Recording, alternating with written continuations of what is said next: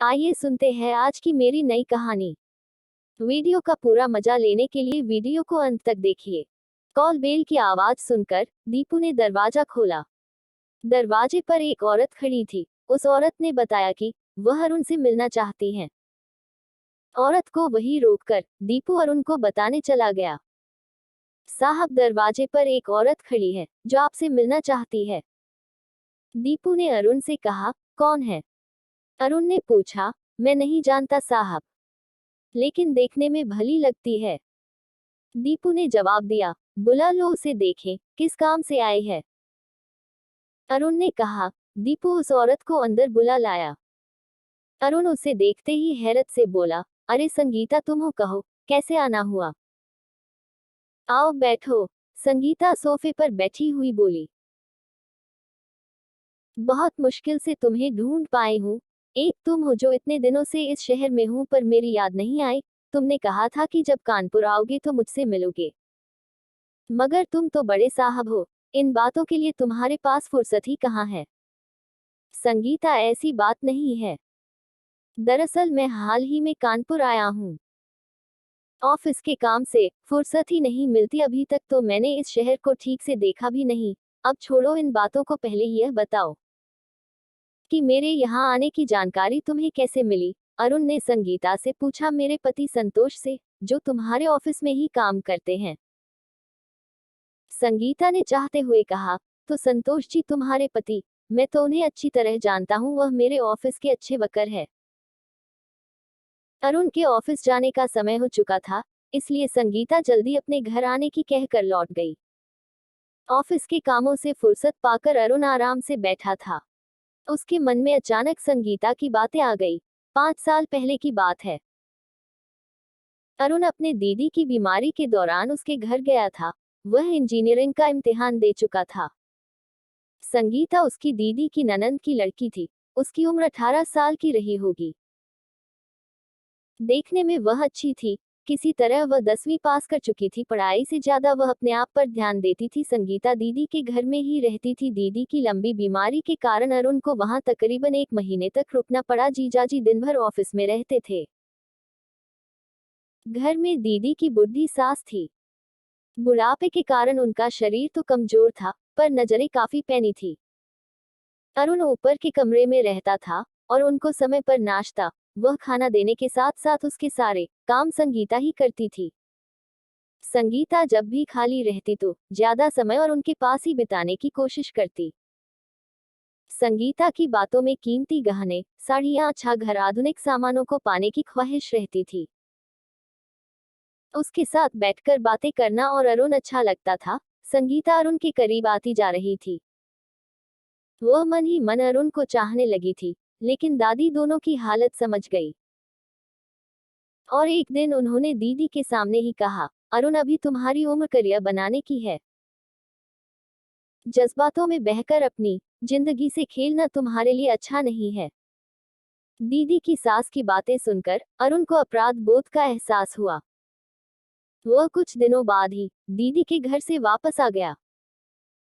तब तक दीदी भी ठीक हो चुकी थी। 1 साल बाद अरुण गजेटेड ऑफिसर बन गया। इस बीच संगीता की शादी तय हो गई थी। जीजाजी शादी का बुलावा देने घर आए थे। लौटते समय वे शादी के कामों में हाथ बटाने के लिए अरुण को साथ लेते गए। दीदी के घर में शादी की चहल पहल थी। एक शाम अरुण घर के पास बाग में यूं ही टहल रहा था। तभी अचानक संगीता आए और बोली, अरुण, समय मिल जाए तो कभी याद कर लेना। संगीता की शादी हो गई, वह ससुराल चली गई। अरुण ने भी शादी कर ली। आज संगीता अरुण के घर आई तो अरुण ने भी कभी संगीता के घर जाने का इरादा कर लिया, पर ऑफिस के कामों में बिजी रहने के कारण वह चाहकर भी संगीता के घर नहीं जा सका। मगर संगीता अरुण के घर अब रोज जाने लगी।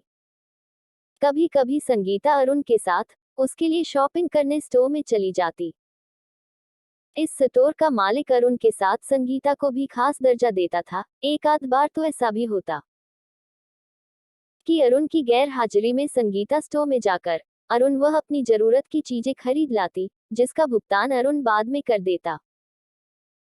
अरुण संगीता के साथ काफी घुल मिल गया था। संगीता अरुण को खाली समय का एहसास नहीं होने देती थी।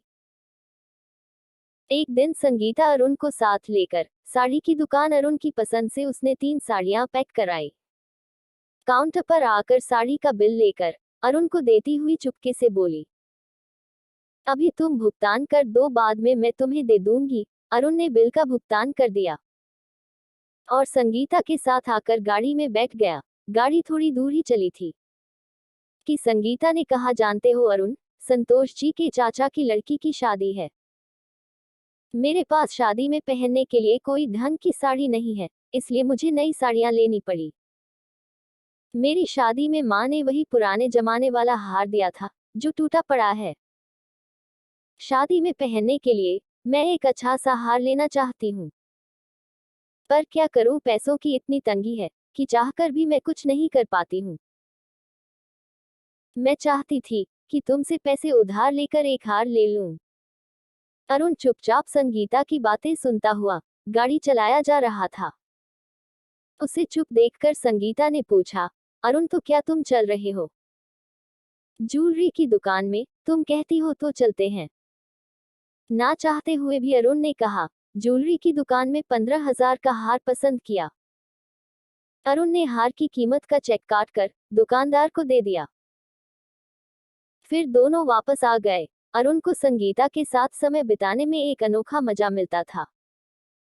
आज शाम को उसने रोटरी क्लब जाने का मूड बनाया। जाने की तैयारी कर ही रहा था, तभी संगीता आ गई। संगीता काफी सजी सबरी थी। उसने साड़ी से मैच करता हुआ ब्लाउज पहन रखा था। उसने अपने लंबे बालों को काफी सलीके से सजाया था। उसके होठों की लिपस्टिक माथे पर लगी बिंदी ने उस रूप को काफी निखार दिया था। देखने से लगता था कि संगीता ने सजने में काफी समय लगाया था। उसके आते ही परफ्यूम की खुशबू ने अरुण को मदहोश कर दिया। कुछ पलों तक ठगा था, उसे देखता रहा। तभी संगीता ने अरुण को फिल्म के 2 टिकट देते हुए कहा, अरुण तुम्हें आज मेरे साथ फिल्म देखने चलना होगा। इसमें कोई बहाना नहीं चलेगा। अरुण संगीता की बात को टाल ना सका। वह संगीता के साथ फिल्म देखने चला गया। फिल्म देखते हुए बातचीत में संगीता अरुण से सट जाती, जिससे उसके उभरे अंग अरुण को छूने लगते। फिल्म खत्म होने के बाद संगीता ने होटल में चलकर खाना खाने की इच्छा जाहिर की। अरुण मान गया। खाना खाकर होटल तो निकलते समय रात के 1:30 बजे गए। अरुण ने संगीता को उसके घर छोड़ने की बात कही तो संगीता ने उसे बताया कि चाचा की लड़की का तिलक आया है, उसमें संतोष भी गए हैं। वह घर में अकेली ही रहेगी, रात काफी हो चुकी है।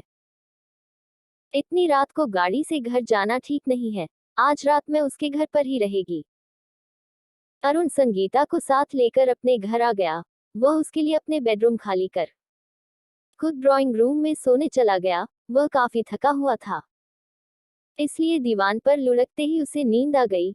रात गहरी हो चुकी थी। अचानक अरुण को अपने ऊपर बोझ का एहसास हुआ। उसकी नाक में परफ्यूम की खुशबू भर गई। वह हड़बड़ाकर उठ बैठा। उसने देखा कि संगीता उसके ऊपर झुकी हुई थी। उसने संगीता को हटाया तो उसके बगल में बैठ गई। अरुण ने देखा कि संगीता की आंखों में अजीब सी प्यास थी। मामला समझकर अरुण दीवान से उठकर खड़ा हो गया। बेचैनी की हालत में संगीता अपनी दोनों बाहें फैलाकर बोली, सालों बाद मैंने यह मौका पाया है। अरुण मुझे निराश ना करो। लेकिन अरुण ने संगीता को लड़खड़ाते हुए कहा, लानत है तुम पर संगीता, औरत तो हमेशा पति के प्रति वफादार रहती है, और तुम हो जो संतोष को धोखा देने पर तुली हुई हो। तुमने कैसे समझ लिया कि मेरा चरित्र तिनके का बना है, जो हवा के झोंके से उड़ जाएगा? तुम्हें पता होना चाहिए कि मेरा शरीर मेरी बीवी की अमानत है, जिस पर केवल उसी का हक बनता है। मैं इसे तुम्हें देखकर उसके साथ धोखा नहीं करूंगा। संगीता होश में आओ, सुनो। औरत जब एक बार गिरती है तो उसकी बर्बादी तय हो जाती है। अपनी बात कहते हुए अरुण ने संगीता को अपने कमरे से बाहर करके दरवाजा बंद कर लिया। सुबह देर से उठने के बाद अरुण को पता चला कि संगीता तो तड़के ही वहां से चली गई थी। अरुण ने अपनी समझदारी से खुद को तो गिरने से बचाया ही, संगीता को भी भटकने नहीं दिया। दोस्तों, ऐसी ही ऑसम कहानियां पढ़ने और सुनने के लिए हमारे चैनल ऑसम कहानियां को प्लीज लाइक करना और अपने खूबसूरत दोस्तों के साथ शेयर करना और सब्सक्राइब करना। धन्यवाद।